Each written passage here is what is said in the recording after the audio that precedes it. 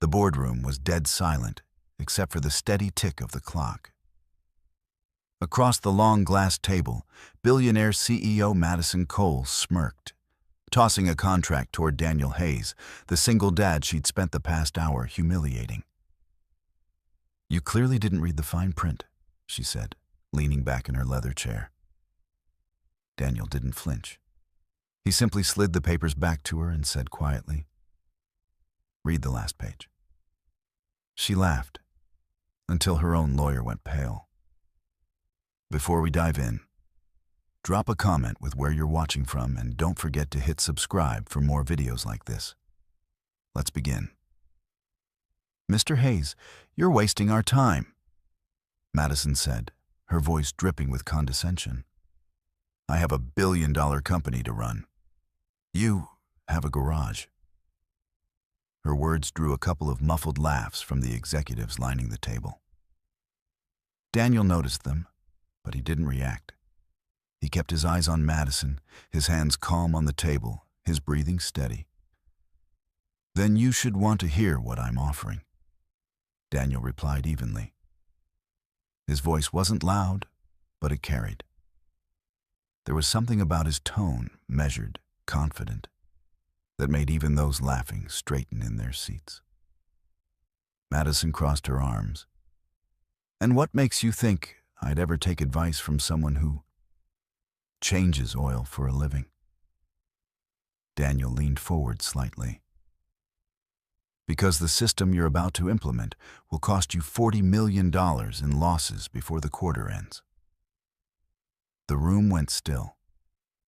Madison tilted her head, pretending to look amused. "You have no idea what you're talking about."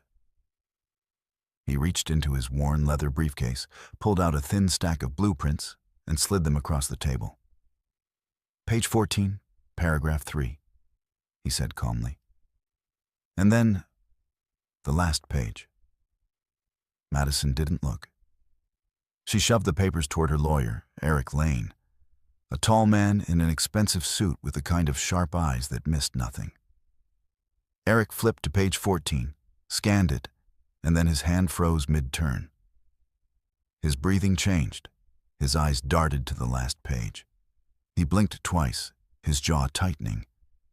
And just like that, the color drained from his face. "What?" Madison asked, noticing his reaction. "What's on it?" Eric didn't answer immediately. He closed the folder, placed it gently on the table, and leaned toward her. His voice a low whisper, meant only for her ears. But Daniel watched the flicker of panic cross her face. She straightened, trying to mask it. "This meeting is over," she said quickly. "No," Daniel said, his voice like steel now. "It's just getting started." The executives glanced at each other, sensing a shift they didn't understand. Madison, who had walked into this meeting believing she held all the power, was suddenly gripping the arms of her chair like someone trying not to drown. Daniel's eyes softened for a moment. "Madison, I didn't come here to humiliate you. I came here to help you, and maybe, in the process, help a lot of people who don't have a voice in this room."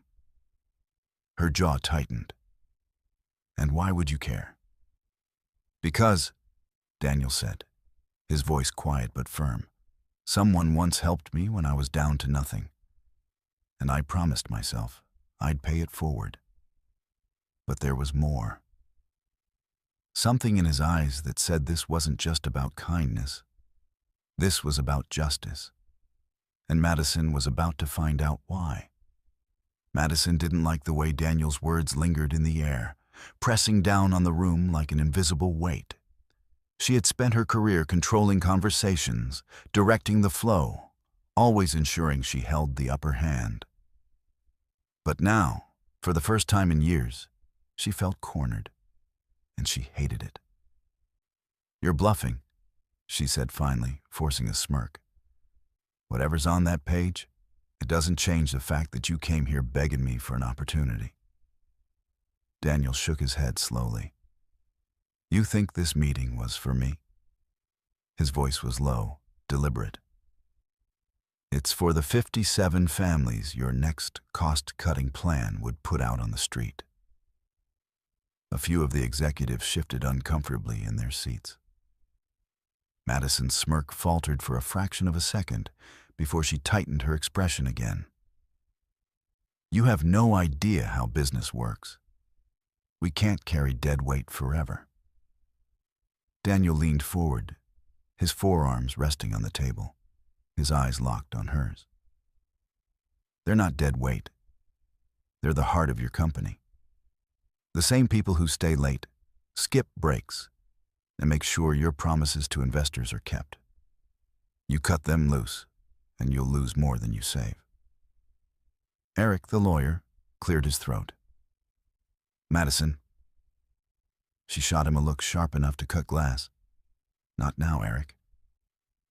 But Daniel didn't miss the flicker of unease in her counsel's eyes. He knew the hook had been set. He reached into his briefcase again and pulled out a worn photograph. He slid it across the table to Madison. Do you remember her? Madison glanced at the picture and her brow furrowed. A woman in a faded work uniform, hair pulled back in a messy bun, smiled at the camera while holding the hand of a young boy. No, Madison said flatly, pushing the photo back toward him. Daniel didn't touch it. You should. She worked in your logistics division. She was the only reason your supply chain stayed intact during the blackout last winter. She worked triple shifts, and when your restructuring plan eliminated her position, she didn't even get severance. A murmur ran through the room. Madison's tone went cold. If she was laid off, I'm sure it was for a reason. Yeah, Daniel said quietly, because you never looked past the numbers on your spreadsheet. For a moment, the room went still. Madison's hands curled into fists under the table, and she opened her mouth to fire back. But Daniel wasn't done. I'm here because that woman is my sister, he said, his voice calm but carrying the weight of every sleepless night he'd seen her endure. And because your company owes her, and dozens of others, far more than a pink slip in silence. Madison's expression flickered. Annoyance, confusion, something almost like guilt. But she pushed it down. Even if that's true, what exactly do you expect me to do about it? Daniel's lips curved into the faintest hint of a smile. That's what the last page is for. Eric shifted in his seat, his discomfort now impossible to hide. Madison noticed it and shot him another warning glare. But her voice wasn't as steady as before when she said, You're wasting everyone's time. Daniel's tone didn't change. No, Madison. I'm giving you a chance. One I promise you'll wish you'd taken. And with that, he sat back, letting the silence wrap around the table, letting the tension coil tighter with every passing second. The silence in the boardroom was deafening, broken only by the faint hum of the air conditioning. Madison adjusted the cuff of her silk blouse, trying to mask the tremor in her hand. She could feel the eyes of her board members on her, not with the usual deference, but with something new. Curiosity, doubt. Daniel didn't move. He sat with the calm posture of a man who had nothing to lose and everything already decided.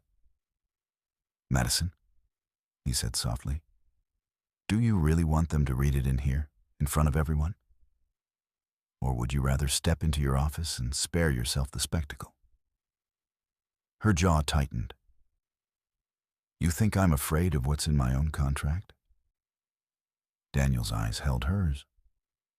Number, I think you're afraid of what's in mine. A murmur rippled down the table. One of the older board members, a silver-haired man named Leonard, leaned forward. Madison, if there's something here we should be aware of. There isn't, she snapped, cutting him off. Eric cleared his throat again, and this time his voice was firmer. Madison, I think you need to take a closer look, in private.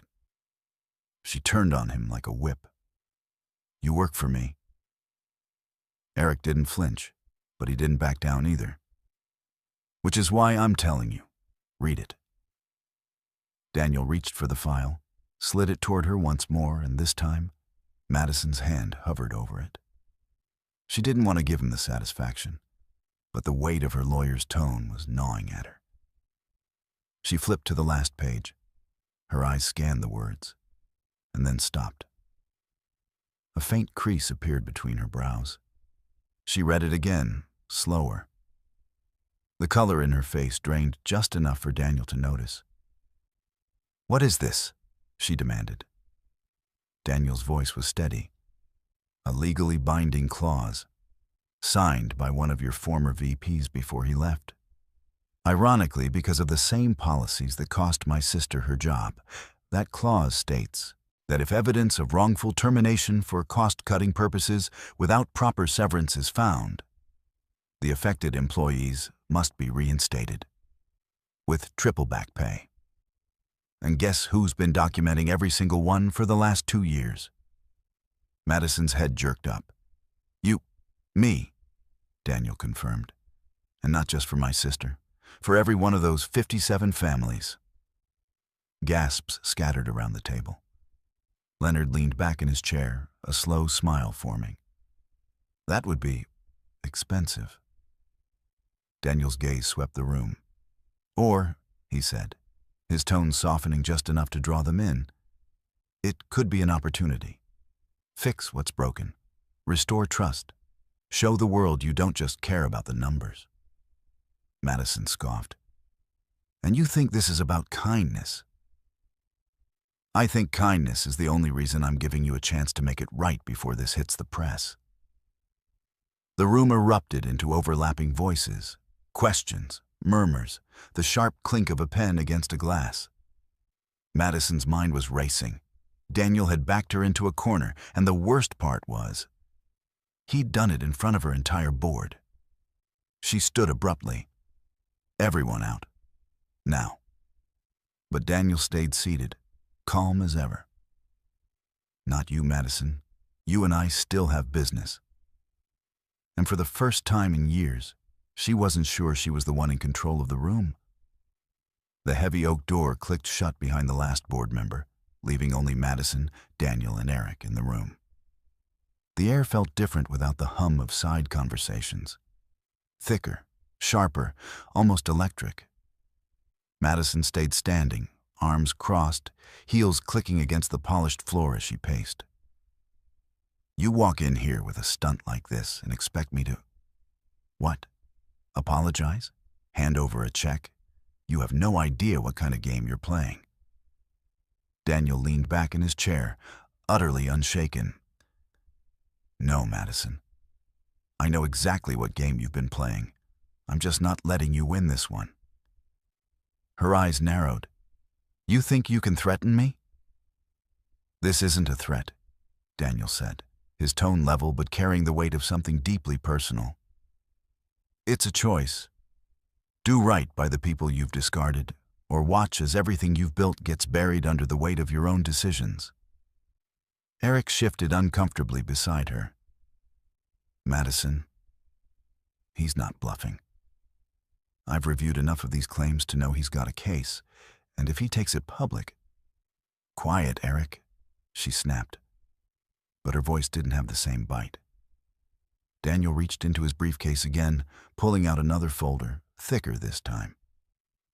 You want to know why I care? He slid it toward her. Open it. She hesitated and then flipped it open. The first page was a hospital bill. Madison's brow furrowed as she skimmed the numbers, tens of thousands of dollars owed. The second page was a photo of a small boy in a hospital bed, smiling, faintly despite the IV taped to his arm. Who is this? She asked, her voice dropping. My son, Daniel said quietly. Eli. He was born with a heart condition. The only reason he's still here is because strangers, people with nothing to gain, stepped in to help us. They didn't ask if it was profitable. They didn't care about the bottom line. They just helped. Madison's gaze lingered on the boy's photo longer than she intended. She closed the folder and set it aside, but her tone softened almost imperceptibly. "And your sister?" Daniel nodded once.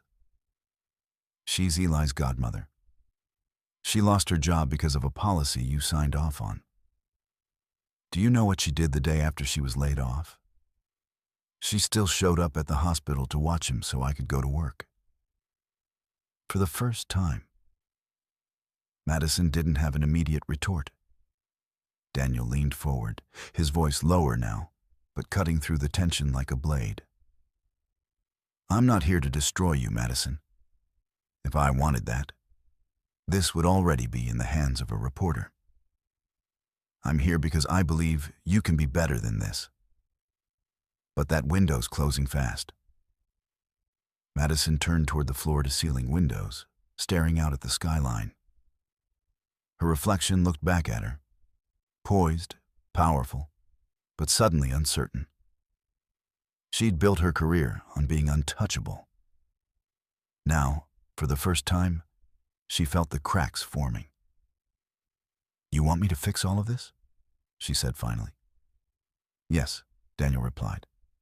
"Because you still can.